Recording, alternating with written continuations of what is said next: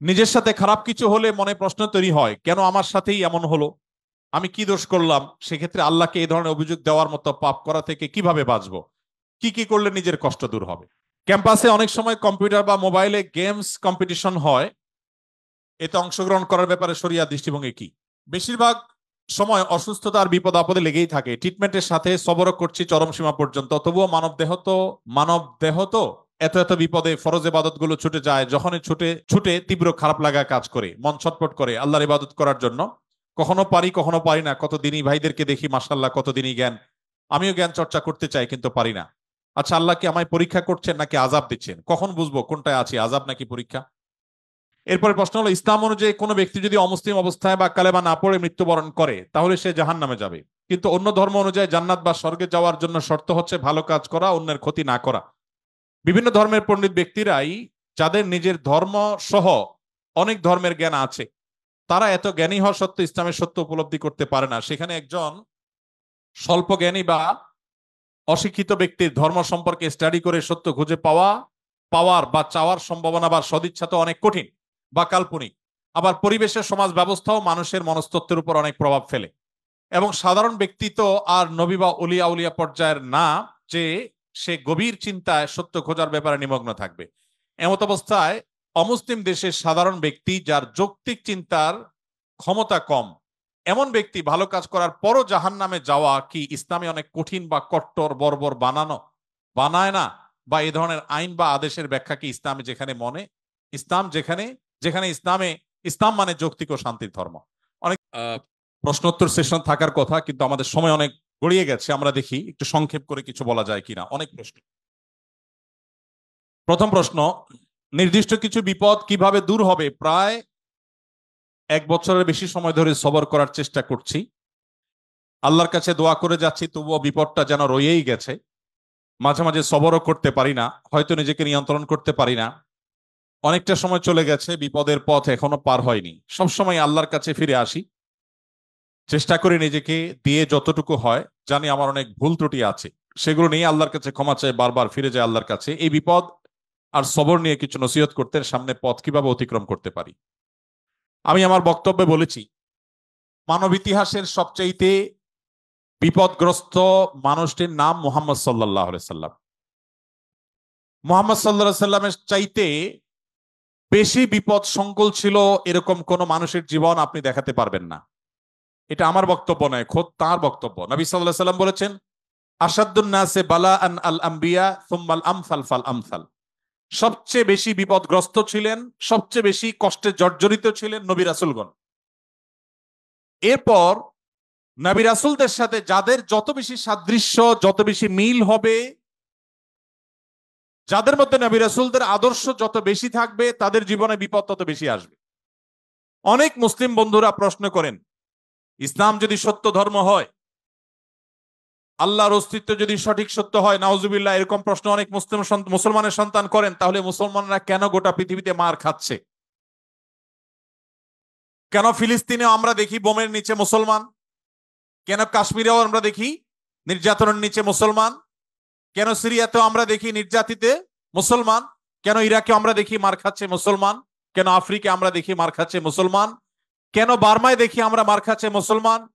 কেন চায়নার উইঘুরে দেখছি আমরা মার খাচ্ছে মুসলমান? পৃথিবীর যেখানেই মার খাচ্ছে দেখবেন মুসলমান মায়ের নিচে আছে, উপরে মুসলমান নেই। তারপরও পৃথিবী বলবে মুসলমান সন্ত্রাসী। আমাদের অনেক মুসলমানকে তারা কনভিন্স করে ফেলেছে, অনেক মুসলমানের সন্তান কনভিন্স হয়ে গেছে, হ্যাঁ তাই তো, মুসলমানরা অনেক অশান্তি সৃষ্টি করে। দুইটা বিশ্বযুদ্ধ তো মুসলমানরাই করেছিল না? মুসলমানরা না?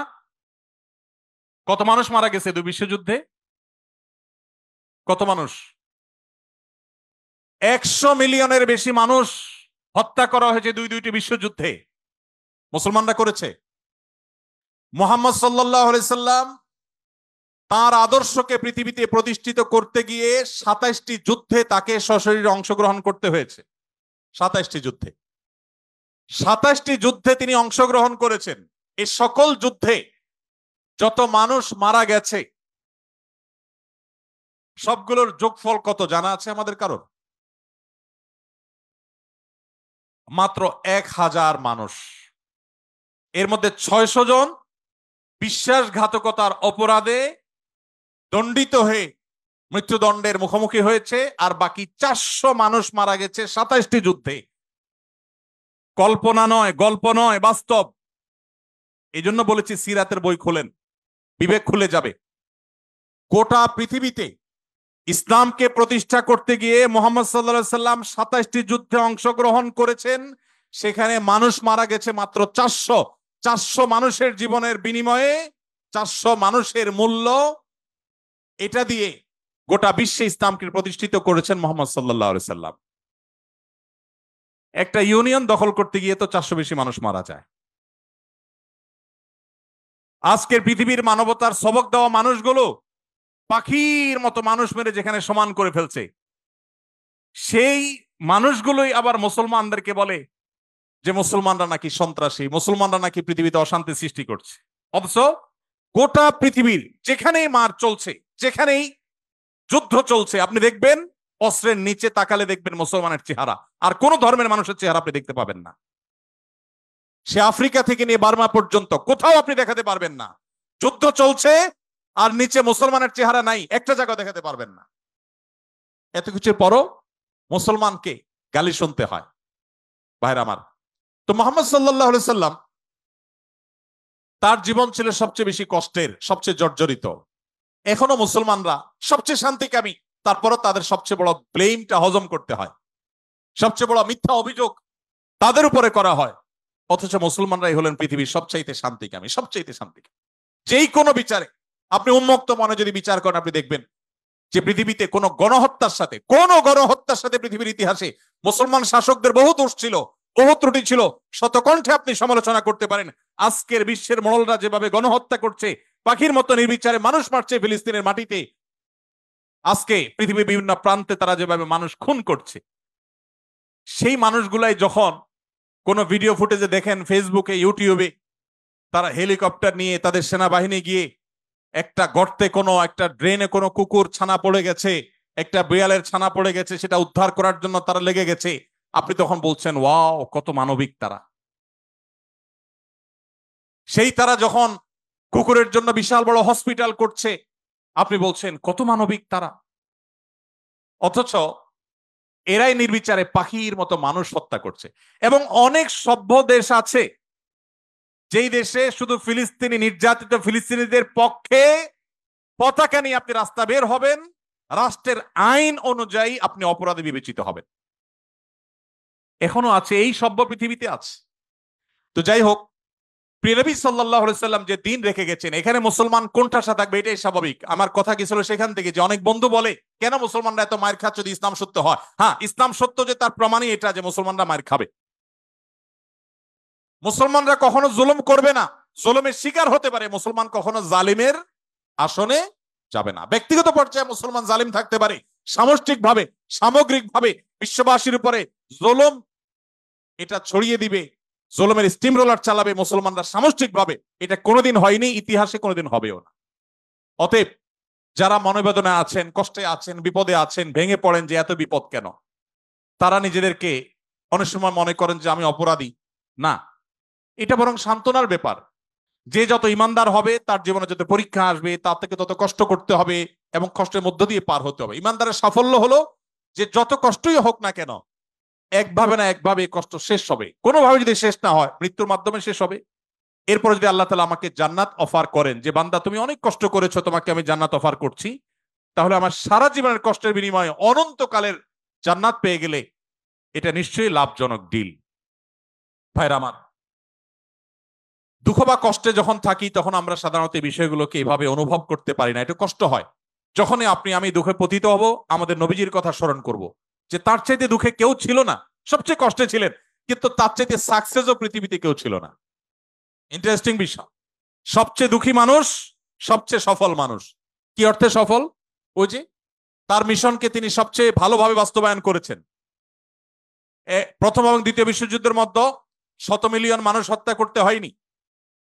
তার আদর্শকে তিনি পৃথিবীতে অত্যন্ত চমৎকার ভাবে প্রতিষ্ঠা করে গেছেন, সবচেয়ে শান্তিপূর্ণ ভাবে, সবচেয়ে কম মানুষের জীবনের মূল্যের বিনিময়। অতএব কষ্ট যখন হবে আমাদের সবর করতে হবে ওই কথা চিন্তা করে। আমাদের সমাজে একটা কুসংস্কারচ্ছন্ন বিশ্বাস আছে, উক্তি আছে, এখনো গ্রামে গঞ্জে এমনকি শহরে অনেক মানুষ আছে, কারোর যদি বিপদ আপদ পিছ না ছাড়ে একের পর এক বিপদ লেগেই আছে। দেখবেন অনেকে কমেন্ট করে, লোকটা কত বড় অপরাধী হলে একটার পর একটা বিপদ লেগে আছে, কত খারাপ মানুষ। অথচ একটার পর একটা বিপদ লেগে থাকা এটা মানুষের খারাপ হওয়ার কোনো প্রমাণ নয়। একটা মানুষ ফেরেশতার মতো ভালো মানুষ হয়েও তার উপরে বিপদ হতে পারে, বরং কখনো কখনো লাগাতার এবং ধারাবাহিক বিপদ এটা তার সততার, আল্লাহ ভীরুতার, আল্লাহর নেককার বান্দা হওয়ার প্রমাণও হতে পারে। তো এই জন্য আমরা যারা বিপদগ্রস্ত আছি তাদের জন্য সান্ত্বনা হলেন নবী করিম সাল্লাল্লাহু আলাইহি সাল্লাম। আল্লাহ আমাদেরকে ধৈর্য ধারণ করার তৌফিক দান করুন। নিজের সাথে খারাপ কিছু হলে মনে প্রশ্ন তৈরি হয়, কেন আমার সাথেই এমন হলো, আমি কি দোষ করলাম? সেক্ষেত্রে আল্লাহকে এই ধরনের অভিযোগ দেওয়ার মতো পাপ করা থেকে কিভাবে বাঁচবো, কি কি করলে নিজের কষ্ট দূর হবে? এখানে অনেক প্রশ্ন আছে, যে প্রশ্নগুলো আল্লাহ সম্পর্কে অভিযোগ কেন্দ্রিক। আমাদের অনেক ভাইরা ইসলামটাকে ওই যে ভালো করে বোঝা হয় নাই, ইসলামটাকে ভালো করে শেখার সুযোগ হয়নি। আমরা আমাদের বিবেক দিয়ে আল্লাহ সুবহানাহু ওয়া তাআলাকে জাজ করে অনেক প্রশ্ন করি।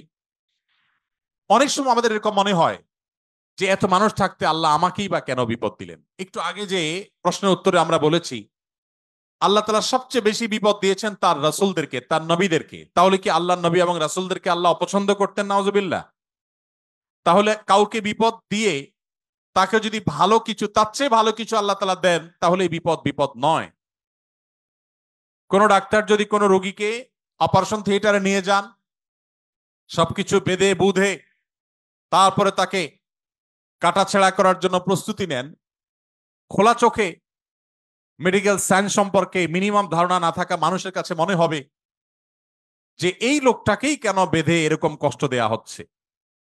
অথচ বাহ্যিক দৃষ্টিকোণ থেকে এটা কষ্ট দেয়া হলেও এটা মূলত তার জন্য উপকার করা। আল্লাহ রাব্বুল আলামিন বান্দাকে অনেক সময় পরীক্ষা করেন, অনেক সময় কষ্ট দেন। বান্দা যখন সেটাকে সবর করতে পারে, হজম করতে পারে, বিনিময়ে আল্লাহ রাব্বুল আলামিন তাকে এমন জিনিস দান করেন যা সে কল্পনাও করেনি। একটি আমল আছে যে আমলের বিনিময়ে আল্লাহ তাআলা দিবেন ব্ল্যাঙ্ক চেক দিয়ে বিনিময় দেওয়ার মতো করে, হিসেব ছাড়া। একটি মাত্র আমল আছে, আর কোন আমল নাই। যে আমল সম্পর্কে আল্লাহ রাব্বুল আলামিন কোরআনে কারিমে বলেছেন যে এই আমলটি করলে দুনিয়াতে কোনো কাজের বিনিময় যেরকম ব্ল্যাঙ্ক চেক দিয়ে দিলে আমরা মনে করি যে ফিগার তার মতো বসা নিতে পারবে, সবচাইতে বড় অ্যামাউন্টটা সে বসাতে পারবে, ঠিক একইভাবে একটি আমল করলে কিয়ামতের ময়দানে বান্দাকে আল্লাহ তাআলা হিসেব করে করে, কয় ওয়াক্ত নামাজ পড়েছো, কয়টা রোজা রেখেছো, কয় টাকা দান করেছো, কয়বার কোরআন তেলাওয়াত করেছো, কয়বার তাসবিহ করেছো, এভাবে হিসেব করে করে আল্লাহ তাআলা দিবেন না। আল্লাহ তাআলা থোক ব্ল্যাঙ্ক চেকের মতো হিসেব ছাড়া দিয়ে দিবেন একটা আমলের বিনিময়। সে আমলটা কি? কোরআনে কারিমে আল্লাহ বলেছেন ইন্নামা ইউওয়াফাস সাবিরুনা আজরাহুম বিগাইরি হিসাব। যারা তাদের জীবনে ধৈর্যশীল হিসেবে নিজেদেরকে প্রমাণ করতে পেরেছে। ইবাদত করতেও ধৈর্যের প্রয়োজন হয়, অপরাধ এবং পাপের পথ না মানানোর জন্য ধৈর্যের সংযমের প্রয়োজন হয়, আর বিপদ আপদে কষ্টে তো নিজেকে ধৈর্যশীল রাখতেই হয়। এই ধৈর্য যদি কেউ ধরতে পারে, নবী কোরআনে কারিমে আল্লাহ তাআলা বলেছেন ইন্নামা ইউওয়াফাস সাবিরুনা আজরাহুম বিগাইরি হিসাব। ধৈর্যশীলদের বিনিময় আল্লাহ তাআলা দিবেন হিসেব ছাড়া, ব্ল্যাঙ্ক চেকের মতো। এই জন্য নিজের জন্য খারাপ কিছু হলো, নিজের কোনো বিপদ হলো, আর তখন আমি মনে করলাম আল্লাহ আমাকেই বা কেন দিলেন। আল্লাহ আপনাকে ভালোবাসেন, সেজন্য আপনাকে তা দিয়েছেন। এটি আমার কথা নয়। নবী সাল্লাল্লাহু আলাইহি সাল্লাম বলেছেন ইন্নাল্লাহা ইযা আহাব্বা কওমান ইবতালাহুম। আল্লাহ যখন কোন সম্প্রদায়কে, কোন মানুষকে ভালোবাসেন তাকে পরীক্ষায় ফেলেন, তাকে বিপদে ফেলেন। এটা আল্লাহ সুবহানাহু ওয়া তাআলার সিস্টেম। এই জন্য যারা বিপদগ্রস্ত হয়ে আমরা মন খারাপ করি তাদের জন্য এই সমস্ত হাদিসে রয়েছে সান্ত্বনা। ক্যাম্পাসে অনেক সময় কম্পিউটার বা মোবাইলে গেমস কম্পিটিশন হয়, এতে অংশগ্রহণ করার ব্যাপারে শরিয়া দৃষ্টিভঙ্গি কি? আমি জানি না আপনাদের ক্যাম্পাসে কিরকম গেমস এর কম্পিটিশন হয়, কি ধরনের হয়, সেটার স্বরূপ কি।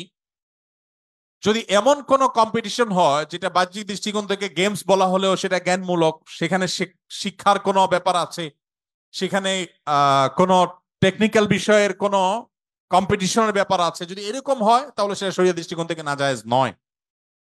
আর যেই গেমস নিছকই গেমস, এখানে কোনো টেকনিক্যাল উন্নয়নের ব্যাপার নেই, এখানে কোনো কারিগরি দক্ষতার কম্পিটিশনের ব্যাপার নেই, নিছকই টাইম পাস, তো এটা একজন মুসলমানের জন্য কোন অবস্থাতে শরীয়ত জায়েজ করেনি। কোরআনে কারীমের 18 নম্বর পারার সূরা মুমিনুন একদম শুরুর দিকে প্রথম 3-4টি আয়াতের মধ্যে আল্লাহ তাআলা বলেছেন, ওয়াল্লাযীনা হুম আনিল লাগওয়ি মুরিদুন, যারা অহেতুক কাজ থেকে বেঁচে থাকে। আল্লাহ তাআলা আরো কিছু বৈশিষ্ট্যের অধিকারী মানুষদেরকে বলেছেন, উলাইকা হুমুল ওয়ারিসুন আল্লাযীনা ইয়ারিসুনাল ফিরদাউস ওয়া হুম ফি খালিদুন, এই মানুষগুলোই জান্নাতুল ফিরদাউসের অধিকারী হতে পারবে কিয়ামতের দিন, এবং সেখানে তারা চিরকাল থাকবে। এই জান্নাতুল ফিরদাউসের অধিকারী মানুষদের বৈশিষ্ট্যের মধ্যে একটা হলো তারা অহেতুক কাজ করবে না। ইসলাম আমাদেরকে সেই ধরনের খেলাধুলার অনুমোদন করে, অ্যাপ্রিসিয়েট করে, যেগুলোতে আমাদের শারীরিক কসরত হয়, ব্যায়াম হয়, এক্সারসাইজ হয়, এবং সেখানে পারস্পরিক লেনদেন নেই, জুয়া নেই। আপনি যদি শরিয়ার সীমানার মধ্যে থেকে ফুটবল খেলেন, আপনি যদি শতরম মুক্ত না থাকে, আপনি যদি শরিয়ার সীমানার মধ্যে থেকে ক্রিকেট খেলেন, সেখানে যদি আপনার টাকনোর নিচে কোনো পোশাক না যায়, আপনি যদি ব্যাডমিন্টন খেলেন, সেখানে যদি শরিয়ার কোনো সীমানা লঙ্ঘন না হয়, আপনি যদি এমন কোনো খেলাধুলা করেন যে খেলাধুলার মধ্যে আপনার শারীরিক কসরত থাকে, শরীয়ত সেটাকে অনুমোদন করে। নবী করিম সাল্লাল্লাহু আলাইহি সাল্লাম কোথাও যাচ্ছিলেন, কিছু যুবক মিলে এরকম কোন একটা খেলাধুলা করছিলেন যেটা তাদের শারীরিক কসরত হয়, সেটা দেখে নবী করিম সাল্লাল্লাহু আলাইহি সাল্লামকে দেখে যখন তারা নিবৃত হয়ে গেল, নবী সাল্লাল্লাহু আলাইহি সাল্লাম তাদেরকে বললেন, তোমরা থামলে কেন? এটা করো, শরীয়ত নিষেধ করেনি তোমাদেরকে। অতএব যে সমস্ত শারীরিক কসরত রয়েছে, এরকম খেলাধুলা আছে, সেগুলোকে অনুমোদন করেন, কারণ এগুলো আমাদেরকে মানসিক রিফ্রেশমেন্ট এনে দেয়। এর বিপরীতে যত গেমস আছে আজকের পৃথিবীতে, মোবাইলে হোক, কম্পিউটারে হোক, ট্যাবে হোক, যতভাবে হোক, এই গেমস গুলোর কোনোটি, এমনকি অফলাইনে যে সমস্ত গেমস আছে, টাস খেলা, ক্যারাম খেলা, আর অনেক খেলাধুলা আছে, যে খেলাগুলোতে আসলে শারীরিক কোনো কসরত নাই, এগুলোকে শরীয়ত অনর্থক কাজ হিসাবে বিবেচিত করে, এবং এগুলোর জন্য কিয়ামতের ময়দানে আল্লাহর কাছে জবাবদিহি করতে হবে, এগুলো গুনাহ। সমস্ত উলামা ইকরাম একমত। এই সমস্ত খেলাধুলো, সেটা লুডো বলেন বা অন্য যত রকমের খেলাধুলা আছে অনলাইনে অফলাইনে, এগুলো মানুষকে মানসিকভাবে আরো ভারাক্রান্ত করে দেয়, মানুষকে আরো বোর করে দেয়।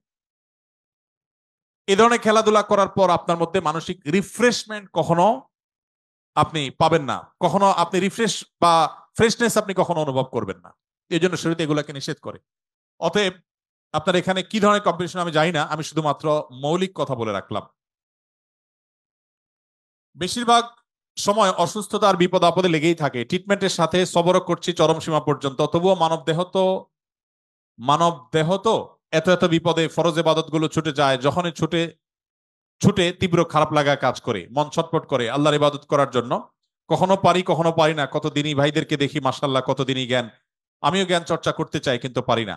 আচ্ছা, আল্লাহ কি আমায় পরীক্ষা করছেন নাকি আযাব দিচ্ছেন? কখন বুঝবো কোনটায় আছি, আযাব নাকি পরীক্ষা? দেখুন, আল্লাহ রাব্বুল আলামিন আমাদেরকে যখন কষ্টে ফেলেন, সেটা একাধারে আল্লাহর পক্ষ থেকে আমার কোনো কৃতকর্মের ফলস্বরূপ আযাব হতে পারে, আবার পরীক্ষা হতে পারে আমার মর্যাদা বৃদ্ধির জন্য, আবার আল্লাহ সুবহানাহু ওয়া তাআলা আমার কোনো ভুলকে ক্ষমা করার জন্য এই কষ্টটা দিতে পারেন যে আমি সবর করলে আল্লাহ মাফ করবেন। ইমানদারের কোনো বিপদ যদি সে ধৈর্য ধারণ করতে পারে, কোনোটা তার জন্য ক্ষতির কারণ নয়। কোনো মানুষ যদি সুস্থ থাকা অবস্থায় কোনো ইবাদতবন্দি করতেন, অসুস্থ হওয়ার পর তিনি আর করতে পারেন না, আল্লাহ রাব্বুল আলামিন তাকে সুস্থ অবস্থায় করলে যে পরিমাণ সওয়াব দিতেন, অসুস্থ অবস্থায় করতে না পারার কারণেও আল্লাহ তাআলা তাকে সমান সওয়াব তাকে দিবেন। তো এই জন্য একজন ইমানদার, তার এই সমস্ত কারণে ডিপ্রেসড হওয়ার কোনো কারণ নাই। অনেক মুরব্বীরা আছেন, বৃদ্ধ মানুষ আছেন, যে চাইলে অনেক নফল আমল করতে পারেন না। তাদের জন্য সান্ত্বনার বিষয় হলো যে আপনি সুস্থ সবল থাকা অবস্থায় যদি আমল করে থাকেন, তাহলে এখন অসুস্থ অবস্থা করতে না পারার কারণে আল্লাহ তাআলা আপনাকে বঞ্চিত করবেন না, আপনাকে ওই পেনশনের মতো করে সওয়াব দিবেন ইনশাআল্লাহ তাআলা। এরপরে প্রশ্ন হলো, ইসলাম অনুযায়ী কোনো ব্যক্তি যদি অমুসলিম অবস্থায় বা কালেমা না পড়ে মৃত্যুবরণ করে, তাহলে সে জাহান্নামে যাবে, কিন্তু অন্য ধর্ম অনুযায়ী জান্নাত বা স্বর্গে যাওয়ার জন্য শর্ত হচ্ছে ভালো কাজ করা, অন্যের ক্ষতি না করা। বিভিন্ন ধর্মের পণ্ডিত ব্যক্তিরাই, যাদের নিজের ধর্ম সহ অনেক ধর্মের জ্ঞান আছে, তারা এত জ্ঞানী হওয়া সত্ত্বেও ইসলামের সত্য উপলব্ধি করতে পারে না। সেখানে একজন স্বল্প জ্ঞানী বা অশিক্ষিত ব্যক্তির ধর্ম সম্পর্কে স্টাডি করে সত্য খুঁজে পাওয়ার বা চাওয়ার সম্ভাবনা বা সদিচ্ছা তো অনেক কঠিন বা কাল্পনিক। আবার পরিবেশের, সমাজ ব্যবস্থাও মানুষের মনস্তত্ত্বের উপর অনেক প্রভাব ফেলে, এবং সাধারণ ব্যক্তি তো আর নবী বা উলিয়া উলিয়া পর্যায়ের না যে সে গভীর চিন্তায় সত্য খোঁজার ব্যাপারে নিমগ্ন থাকবে। এমত অবস্থায় অমুসলিম দেশের সাধারণ ব্যক্তি, যার যৌক্তিক চিন্তার ক্ষমতা কম, এমন ব্যক্তি ভালো কাজ করার পরও জাহান্নামে যাওয়া কি ইসলামে অনেক কঠিন বা কট্টর বর্বর বানায় না? বা এই ধরনের আইন বা আদেশের ব্যাখ্যা কি ইসলামে যেখানে ইসলাম যেখানে যেখানে ইসলাম মানে যৌক্তিক ও শান্তির ধর্ম? অনেক দীর্ঘ প্রশ্ন, কিন্তু প্রশ্নটা পরিষ্কার। আমাদের কোন মুসলিম ভাইয়ের মনে প্রশ্ন জাগতে পারে যে অন্য ধর্মাবলম্বীরা আল্লাহর প্রতি ঈমান না আনার কারণে সে জাহান্নামে যাবে কেন? সে তো অনেক ভালো কাজ করেছে। অনেকে প্রশ্ন করে, বিদ্যুৎ যে আবিষ্কার করেছে, তার আবিষ্কৃত বিদ্যুতের লাইট দিয়ে কোরআন পড়ে আপনি জান্নাতে যাবেন, আর সে বেঈমান হওয়ার কারণে জান্নাতে যাবে না, কেমন কথা? অনেকে প্রশ্ন করেন না? অনেকে প্রশ্ন করেন। এই টাইপের আরো অনেক প্রশ্ন আছে, আমি আর উদাহরণে যাচ্ছি না, একটা দিয়ে আপনারা আশা করি বুঝতে পেরেছে। খুব ইন্টারেস্টিং প্রশ্ন কিন্তু।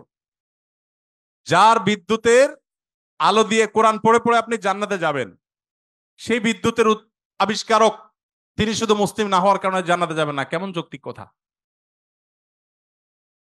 আপনারা অনেক সময় দেখবেন সোশ্যাল মিডিয়াতে কোন অমুসলিম খেলোয়াড় মারা গেছে বা অমুসলিম কোন বড় স্টার তারকা মারা গেছে, তো লেখা হয় RIP, রেস্ট ইন পিচ। এটা লিখলেও হুজুররা বাগড়া বাঁধে। হুজুরদের জ্বালায় আসলে কোথাও থাকার উপায় নেই। তো RIP লেখছে পোলাপান, সেখানে হুজুরা বলে না, জায়েজ নাই, একজন অমুসলিম, তাকে কেন আপনি রেস্ট ইন পিস বা জান্নাতে আরামে ঘুমাও এটা বলতে পারেন? এই যে প্রশ্নটা, এই প্রশ্নটার অনেক টেকনিক্যাল উত্তর দেওয়া যায়। আমি একটা সংক্ষেপে খুব সহজ উত্তর দিই। আমি খুব সাদামাঠা মানুষ, একজন টিপিক্যাল হুজুর, আপনারা সব শিক্ষিত মানুষ। দেখেন, বিদ্যুৎ যিনি আবিষ্কার করেছেন, বা আপনি যে অমুসলিমের কথা বলছেন, যিনি ব্যক্তিগতভাবে অনেক ভালো মানুষ, অনেক কিছু, বাট ইমানটা নাই, অন্য ধর্মাবলম্বী কোনো মানুষ, তাকে জীবদ্দশা যদি আপনি বলতেন ভাই চলেন জান্নাতে যাই, তিনি কিভাবে নিতেন এই কথাটাকে? আমি কি বোঝাতে পারি নাই আপনাদের? একজন অন্য ধর্মাবলম্বী, ধরেন একজন খেলোয়াড়ের নাম বলেন মুসলিম, মেসি, আপনাদের যায় বলেন মেসি ভাই চলো এসব বাদশা দিয়ে চলো জান্নাতে যাই, আপনার এই কথাটা কি সে ভালোভাবে নিবে? জীবদ্দশায় যে সমস্ত অমুসলিমেরা তাদের জীবনে ভালো মন্দ যাই থাকুক না থাকুক, সে আলাপ সাইডে রেখে আসুন আমরা বাস্তবিক আলাপে আসি। একজন অন্য ধর্মাবলম্বী মানুষ, তাকে আপনি যদি বলতেন, যার জীবদ্দশা, বিদ্যুতের আবিষ্কারককে যদি আপনি পাইতেন এবং তাকে যদি আপনি বলতেন যে ভাই এসব বিদ্যুৎ টিদ্যুৎ বানানো ছাড়ে চলো জান্নাতে চলো, সে কি আপনার এই আহ্বানকে পজিটিভলি নিতেন? অন্য কোন ধর্মের মানুষকে যদি আপনি বলতেন যে ভাই জান্নাতে চলো, সে জান্নাত বিশ্বাসিত করে না। আপনি জান্নাতে যাওয়ার আহ্বান করলেও এটাকে সে ডিনাই করত। তো জীবদ্দশায় যে লোক জান্নাতে যেতে চাইতো না, মরার পরে আপনি তাকে টেনে যদি জান্নাতে নিতে চান, এটা কি তার প্রতি সুবিচার হবে না অবিচার হবে? আমি কি বোঝাতে পেরেছি? মারার পরে এখন আপনি বলতেছেন RIP, রেস্ট ইন পিচ। ওয়ারেস সে জীবদ্দশায় তাকে আপনি জাহাজের শেকল দিয়ে বেঁধে টেনেও জান্নাতে নিতে পারতেন না। সে বলতো অসম্ভব, কি বলো তুমি, পাগল নাকি, আমি মুসলমান নাকি, কিসের জান্নাত, আমি যাব না। যে জীবদ্দশার জান্নাতে তাকে টেনে নেওয়া যাইতো না, মরার পর আপনি বলতেছেন হ্যাঁ অমুসলিম হয়েছে তাতে কি হয়েছে, তার তো অনেক ভালো কাজ আছে, তাহলে কেন সে জান্নাতে যাবে না? এটা কেমন অবিচার? আপনার এই চাওয়াটাই তো অবিচার, আপনার এই চাওয়াটাই তো অযৌক্তিক। ভাইরা আমার,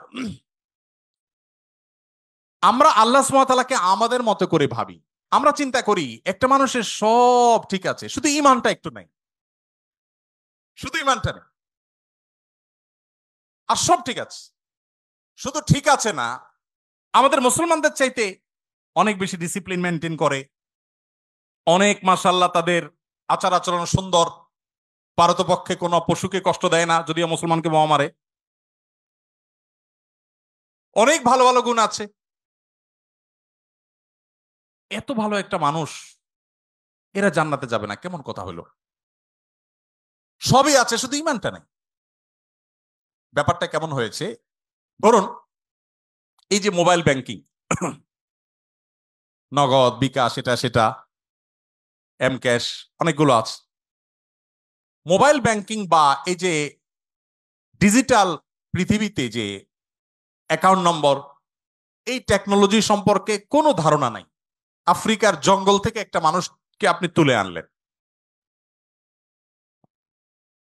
যেই লোকটা, বা আফ্রিকার জঙ্গল যাওয়া লাগবে না, আমাদের দেশে এখনো অনেক মানুষ এমন থাকতে পারে, কোনো গ্রামে গঞ্জের চিপা চাপায় এমন কোন মুরব্বী বৃদ্ধ মানুষ থাকতে পারে যে এগুলা কিছু বুঝেন না, যে নাম্বারগুলা ভ্যালু কি।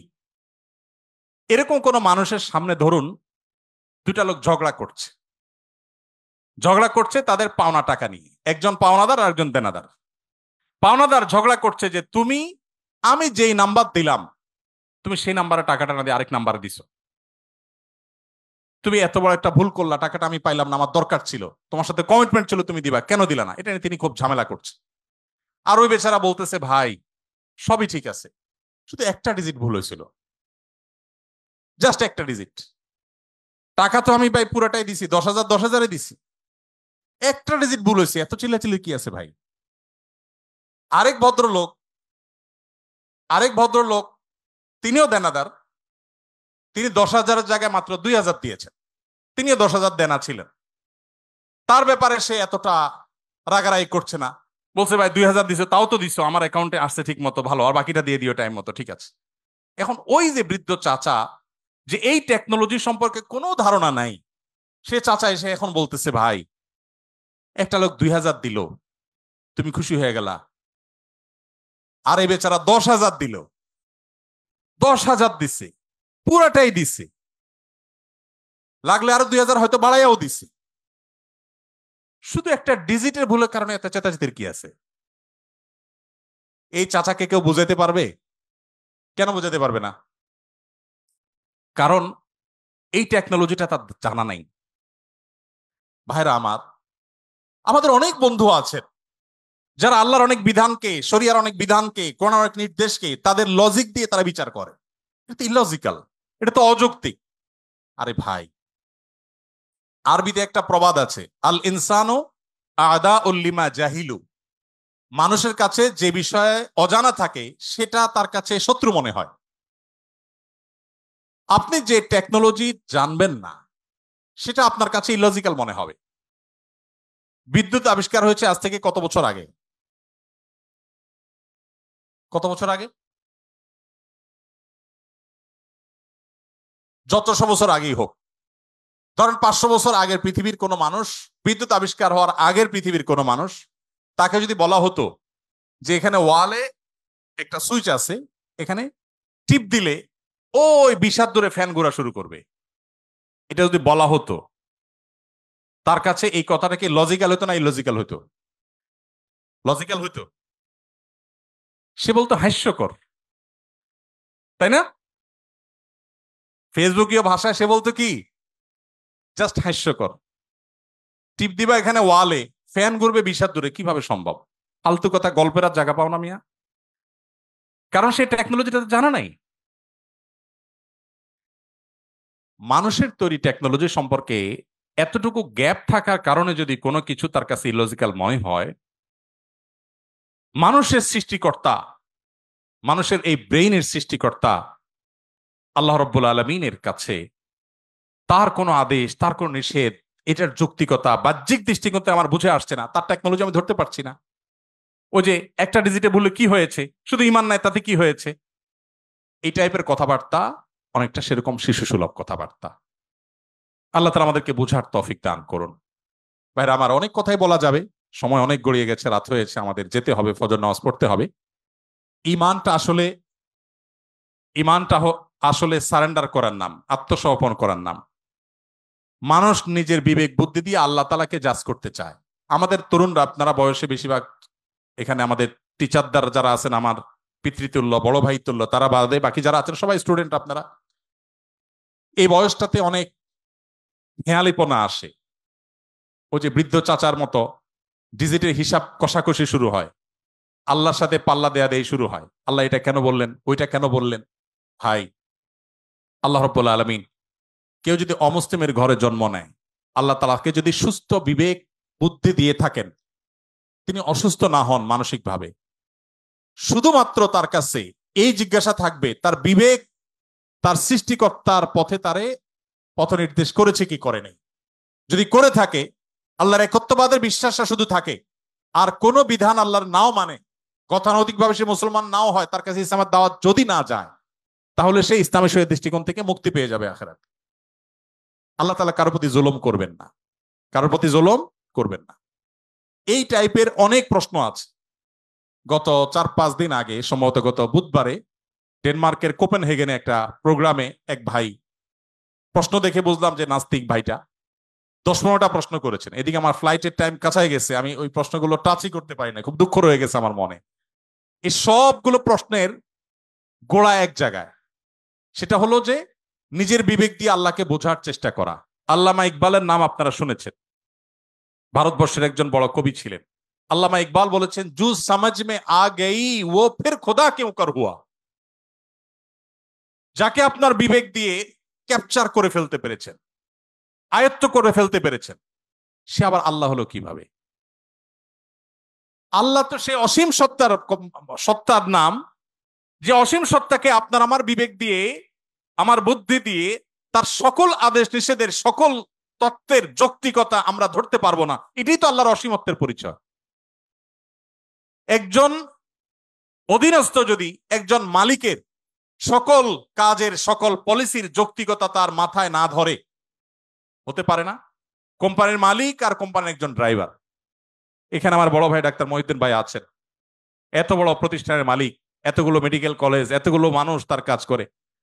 এখন উনি যদি ওনার একজন সাধারণ কর্মচারীকে বলেন এই জিনিসটা অমুক জায়গা দিয়ে আসো, ওইটা অমুক জায়গা নিয়ে আসো, সে যদি বলে স্যার কেন করব, যদি বলে যে অমুক রেটে দিয়ে আসো, স্যার কেন দিয়ে আসবো, কথায় কথা যদি সে স্যার কেন বলে, তাহলে এই মায়ের খাওয়ার উপযুক্ত হবে কি হবে না? কেন মায়ের খাওয়া উপযুক্ত হবে বলেন তো?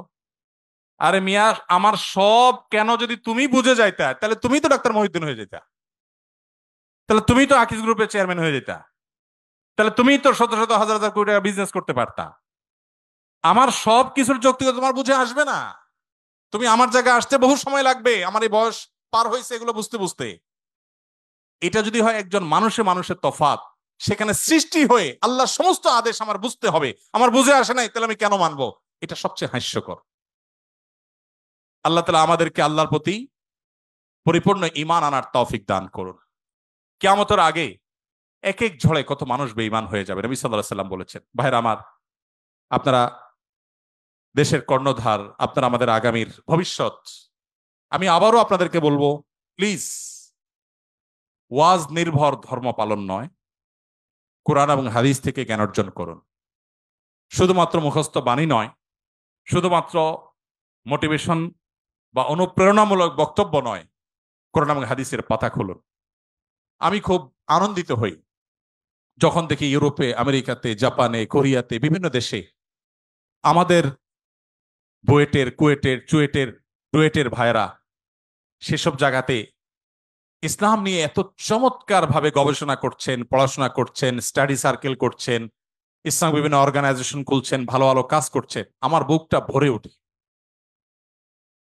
আমি ঈর্ষান্বিত হই যে আমি গতানুগতিক মাদ্রাসা পড়ুয়া হয়েও জান্নাতের দৌড়ে, ইসলাম প্রচারের দৌড়ে কোনো কোনো ক্ষেত্রে মনে হয় আমার এই সমস্ত ভাইরা অনেকে আমার চেয়ে এগিয়ে আছে।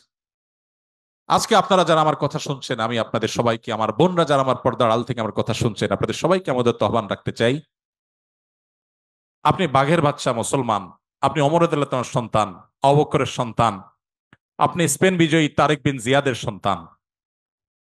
মেডিকেল সায়েন্স থেকে নিয়ে কোরআনিক সায়েন্স পর্যন্ত এমন কোন সেক্টর না যে সেক্টরে মুসলমানদের সোনালী অতীত ছিল না। সেটিকে উদ্ধার করবার জন্য আপনার নিজেকে আগে আপনার ইসলামটা বুঝতে হবে। আপনি বুঝে শুনে পড়াশোনা করে মুসলমান হতে হবে, সেই চেষ্টাটা আপনারা করবেন, সে আমার আহ্বান রইল। আপনাদের যে সমস্ত প্রশ্নের উত্তর আমি দিতে পারলাম না সময়ের অভাবের কারণে, এই সবগুলো প্রশ্ন আমি নিয়ে যাচ্ছি। আমি কোথাও কোনো প্রশ্ন সাধারণত ফেলি না, রিপিটেড প্রশ্ন না থাকলে সে প্রশ্নগুলো উত্তর দেওয়ার চেষ্টা করি। আমার মনে চাইছিল উত্তর দিতে, কিন্তু রাত অনেক গড়িয়েছে, আপনাদের ঘুমোতে হবে, আমার ফজরের পরে মিটিং আছে, যার কারণে আমাকে দৌড়াতে হবে। অনেকগুলো প্রশ্ন আছে, সবগুলোর উত্তর দিতে পারলে আমার কাছে অনেক ভালো লাগতো। উত্তর আমি দেব, তবে সেটা আজকে দিতে পারলাম না। আমাদের শুক্রবারে যে লাইভ অনুষ্ঠান হয় আমাদের ভেরিফাইড ফেসবুক পেজে, ইনশাল্লাহ সেখানে আপনাদের এই প্রশ্নগুলোকে প্রায়োরিটি দিয়ে আমরা ইনশাল্লাহ উত্তর দেওয়ার চেষ্টা করব। আর তাছাড়া ওয়াজ মাহফিল বা ধর্মীয় আলোচনায় একটা স্টাইল আছে। স্টাইলটা হলো স্টাইলটা হলো সব কথা এক বছর বলে ফেললে পরের বছর আর দাওয়াত পাওয়া যায় না।